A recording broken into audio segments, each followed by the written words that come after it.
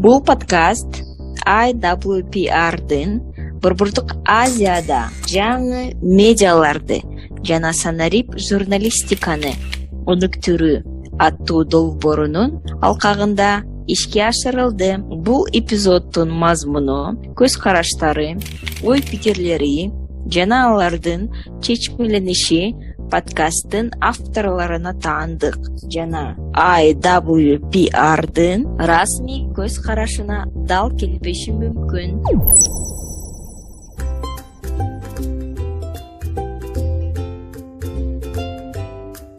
Саламатсыздарбы, урматтуу угуучулар? Бул эки дарыгер аттуу медициналык аудио подкаст.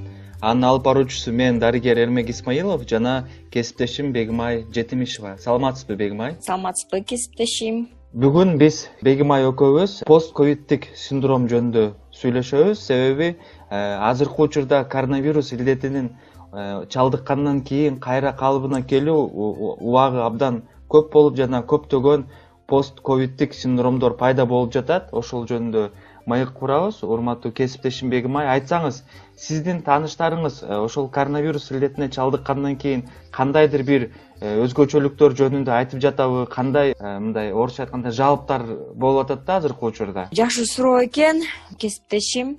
Бул оору эми абдан чоң жабыркайт экен дененин баардык органдарын. Бирок ошондон кийин эгер менин тааныштарымдын арасында да кичине кээ бирөөсү чалдыкты бул ооруга. Биз айтып коебуз го, легкая степень, средней тяжести депчи.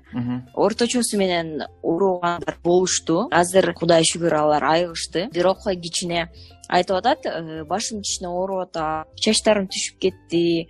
Анан энцефалопатия деп коебуз биз. Докторлордун тилинде эске тутуусу кичине азайгандай болуп, ошондой симптомдор болуп жатат экен. Бул менин тааныштарым ошо 2 жума дарыланып, ошондон кийинки сону да. Айтыңызчы, Эрмек, сизде дагы балким учурлар болгондур, сиздин практикаңызда, тажрыйбаңызда бардыр, бөлүшүңүзчү биз менен. Албетте, сиз айткан белгилер абдан көп кезип жатат азыркы учурда. Себеби менин деле тааныштарым ушул сиз айтып кеткендей эле көпчүлүк учурда чачтары түшүп жаткан жөнүндө белгилеп жатат да. Бул жөнүндө мен баягы чет элдик маалыматтарды окудум.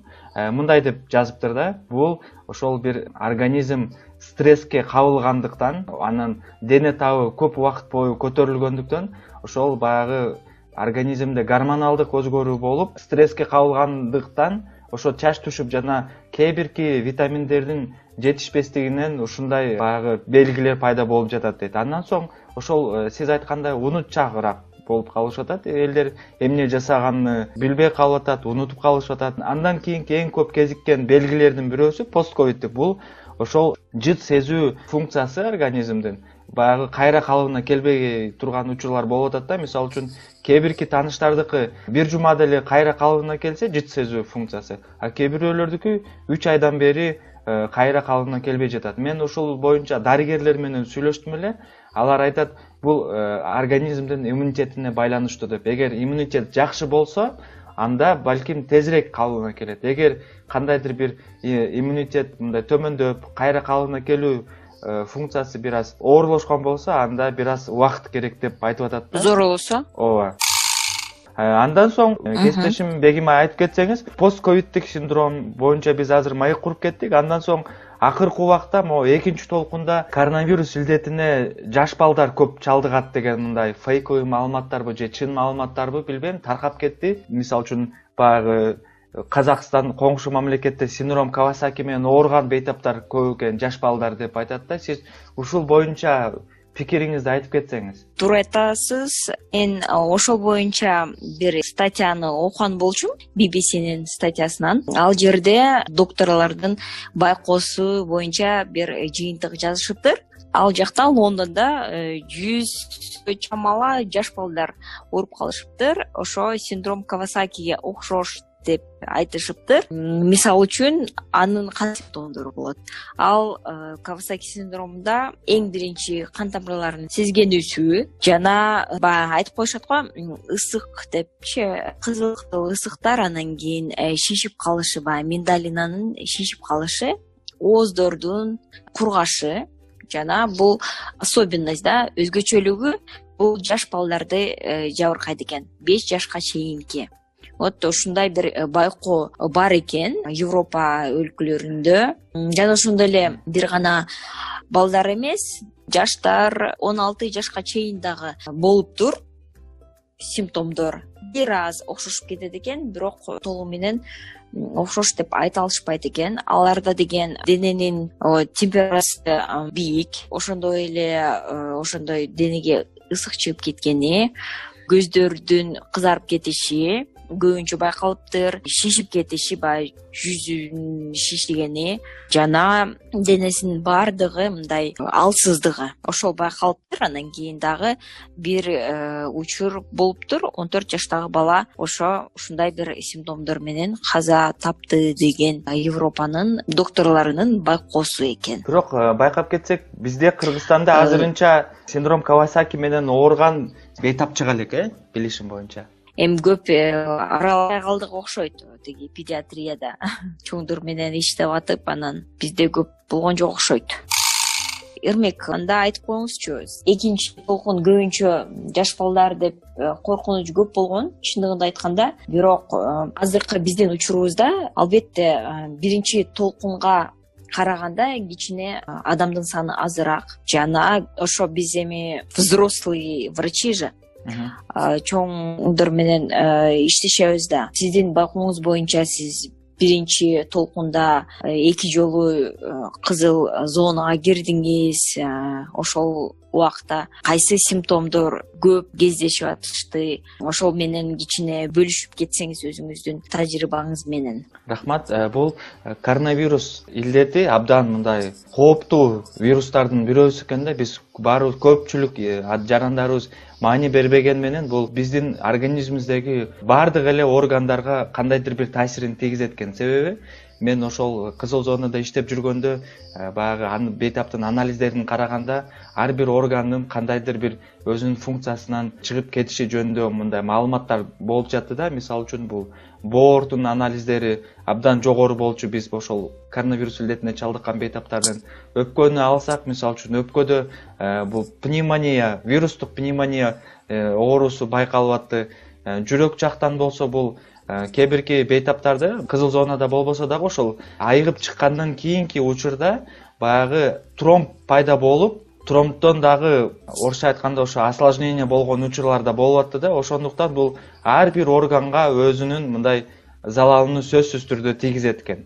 Андан соң бул бейтап айыгып чыккандан кийин сөзсүз түрдө текшерилип туруш керек. Себеби биз жана башында айтып кеткендей, постковидтик синдромдордо ошол ар бир органдын кандайдыр бир орусча жана айтып кеткендей осложнениясы болуп, баягы чоң бир өзгөрүүлөргө организмде алып келиши мүмкүн экен. Мисалы үчүн мен ошол бир кесиптешимдин баягы Facebook баракчасынын отчетун көрдүм эле. Жанагы бир орто жаштагы жарандын баягы колундан тромбту алып чыгышыптыр да. Эмне болду эле деген маалымат боюнча алар айтат, ошол бир ай мурун коронавирус илдетине чалдыккан болчу, андан соң баягы кан суюлткан дарыларды ичпей коюп, ошондой бир тромб пайда болуптур дейт. Андан соң башка бир маалымат, чет элдик маалыматтарды окудум. Бул эркектерге тиешелүү экен.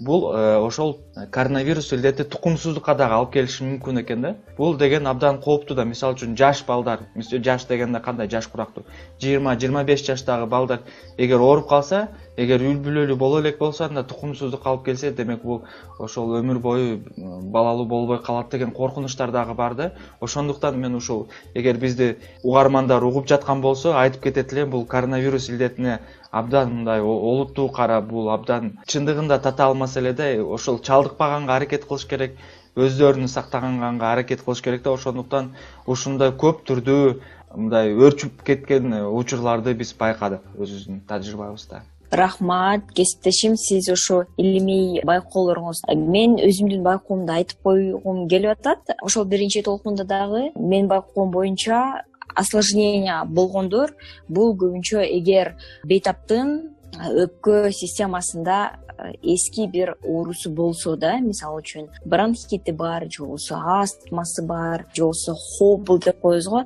баягы өпкөнүн оорулары, кимде ким ошондой эски оорулар бар болсо, ошолордо ковидке чалдыкса ошол көбөйүп кетип атты да. Мен мисалы үчүн өзүмдүн эле жакын эле тааныштарым экөө ошентип ооруп калышты. Анан кийин бирөөсүндө өпкөсү таза, эми эски оорусу жок, бирок экинчисиники эски бир оорусу, бронхити бар болчу да. Анан экөөнүн өпкөсүнүн жабыркасы бирдей болгон. Рентгенден караганда экөөнүкү бирдей эле болгон. Бир эле убакытта келишти больницага, бейтапканага. Анан ошондо эски оорусу бар бейтаптын ковидке чалдыккандыгы күчөп кетти да, оор болду анын оорусу. Өпкөсүндө эски оорусу жок, бат эле өзүнө келип, бат эле айыгып кетти да.